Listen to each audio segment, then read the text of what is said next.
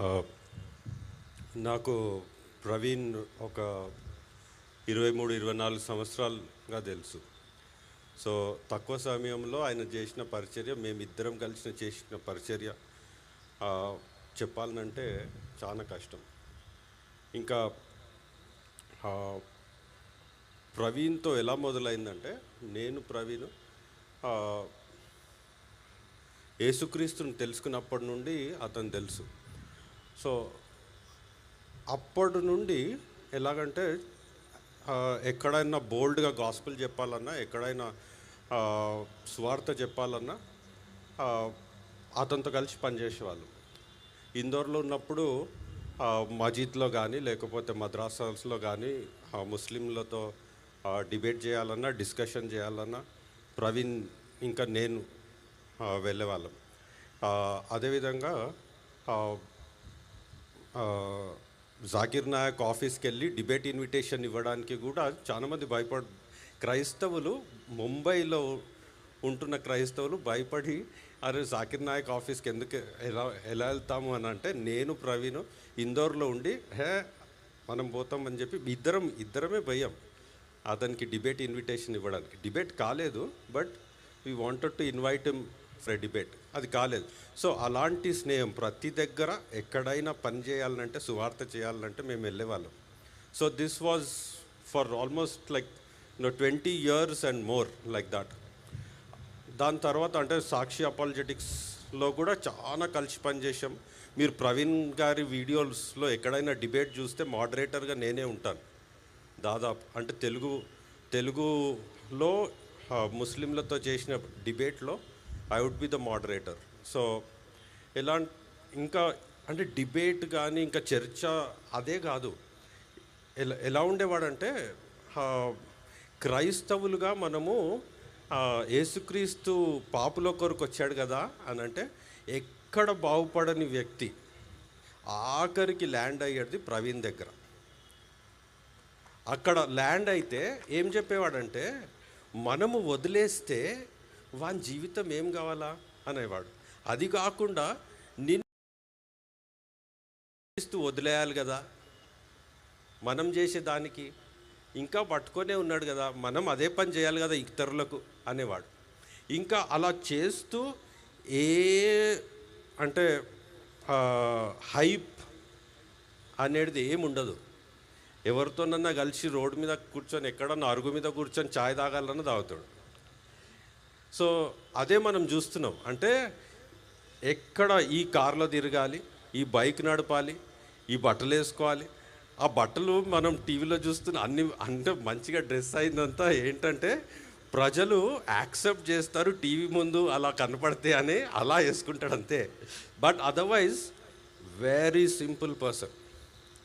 ఇంకా ప్రతి దగ్గర ఇప్పుడు ఇలాంటి వేదిక అంటే మాతోని చేసే పరిచయం ఎలా మాట్లాడతాడంటే, ఈ వేదిక అవసరమా, ఇదంతా అవసరమా, ఇదంతా వద్దు కదా, మనం అక్కడ కూర్చొని మాట్లాడుకుందాము, ప్రజలతో కలిసి ప్రజల మధ్యలో మాట్లాడుకుంటే యేసుక్రీస్తు చేసిన పరిచర్య అదే కదా అనేవాడు. సో అంటే మిగతా పరిచర్యల మీద ఏదైతే చూస్తామో అది అంటే అన్ని రకాల పరిచర్యలు చేయాలి, ఈ వేదిక కూడా అవసరం సొలొమోన్ చెప్తున్నట్టు. కానీ ఆయన ఇష్టపడేది అలాంటి పరిచర్యనే, ప్రజల మధ్యలో ఉండి చెయ్యాలని. యేసుక్రీస్తు అలాగే చేశాడు అని చెప్పేవాడు. యేసుక్రీస్తు ప్రజల మధ్యలో ఉండి నేను పెద్ద దేవాది దేవుడు, నేను పెద్ద అని చెప్పుకోకుండా మామూలుగా బతికి అలా పరిచర్య చేశాడు. కాబట్టి అలాగే చెయ్యాలి అని ఎప్పుడు అలాగే ఉండేవాడు.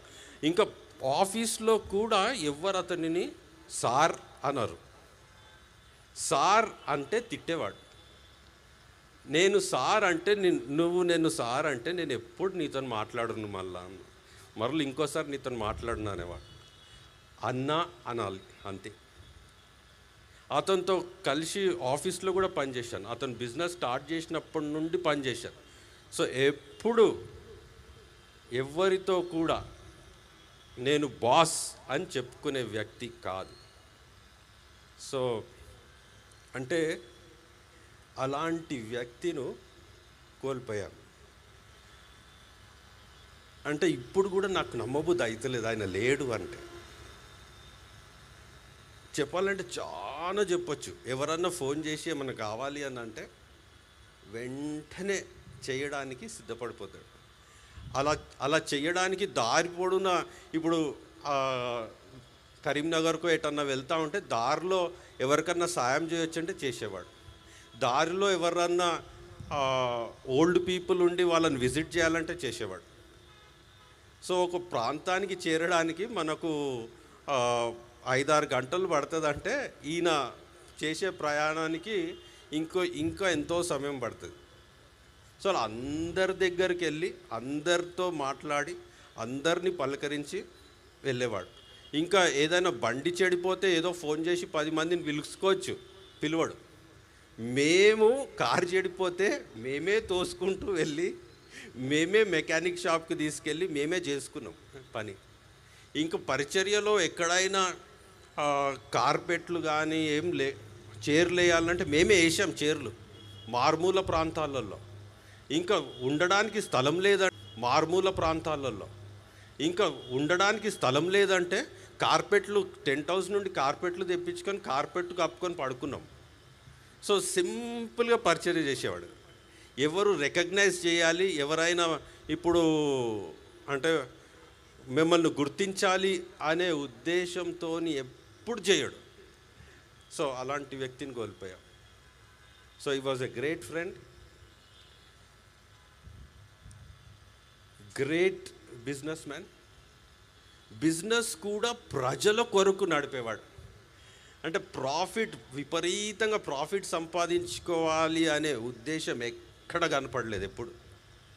ప్రజలు బాగుపడాలి, అతనితో పనిచేసేవారు, అతని ఎంప్లాయీస్ బాగుపడాలి అనే ఏకైక ఉద్దేశంతోనే బిజినెస్ చేసేవాడు. ఏంటంటే ఆ ఉద్దేశం ఎందుకంటే యేసుక్రీస్తు ప్రజలను కట్టడానికి వచ్చాడు, బిజినెస్ ప్రజలను కట్టాలి అని అనేవాడు. సో అలాంటి ఫ్రెండ్ను కోల్పోయాం. Thank you very much.